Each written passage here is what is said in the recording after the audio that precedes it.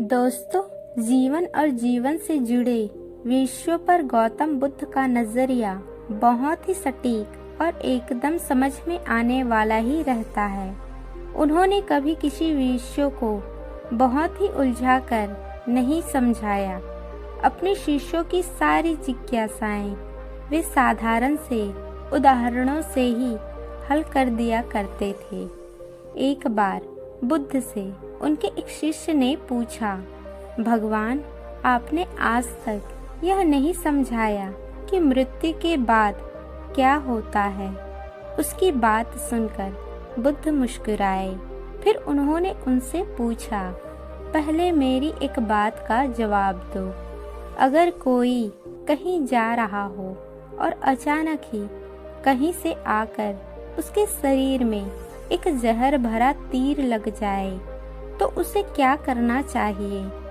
पहले शरीर में घुसे तीर को हटाना सही रहेगा या फिर देखना है कि बाण किधर से आया है, किस लक्ष्य पर मारा गया है? शिष्य ने कहा, पहले तो शरीर में घुसे तीर को तुरंत निकालना चाहिए, नहीं तो जहर पूरे शरीर में फैल जाएगा। बुद्ध ने कहा, बिल्कुल ठीक कहा तुमने। अब यह बताओ कि पहले इस जीवन के दुखों के निवारण का उपाय किया जाए या मृत्यु के बाद की बातों के बारे में सोचा जाए जो हमारे वश में है ही नहीं। उसका विचार ही क्यों करना? किसी की मृत्यु कब आएगी ये सिर्फ परमात्मा जानता है। मनुष्य के हाथ में तो सिर्फ कर्म करना है। उसे उन विषयों के बारे में सोचकर वक्त बर्बाद करना ही नहीं चाहिए।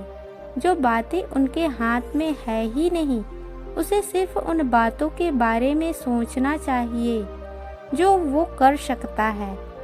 शिष्य अब समझ चुका था और उसकी जिज्ञासा शांत हो गई। दोस्तों, मनुष्य को उन बातों के बारे में सोचकर समय नहीं गंवाना चाहिए जिन पर उसका कोई जोर नहीं होता।